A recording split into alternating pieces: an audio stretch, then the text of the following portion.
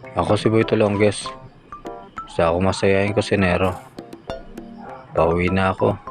Pero may umorder. Sayang din naman. Malapit lang siya sa amin. Kaya i-deliver ko na rin. Sayang din ang kikitain ko rito.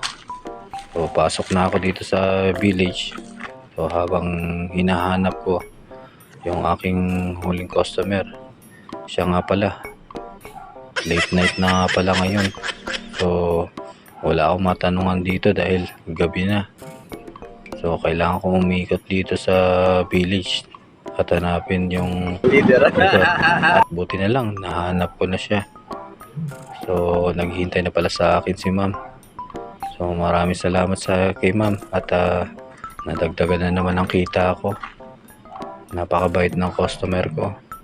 Hinintay pa niya talaga ako kahit na late na. Yan, naibigay ko na. Maraming salamat kay ma'am dahil sa kanyang order sa akin.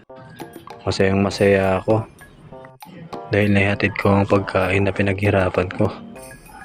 Bukas na naman uli, mag-uumpisa na naman ako magluto para magpasaya.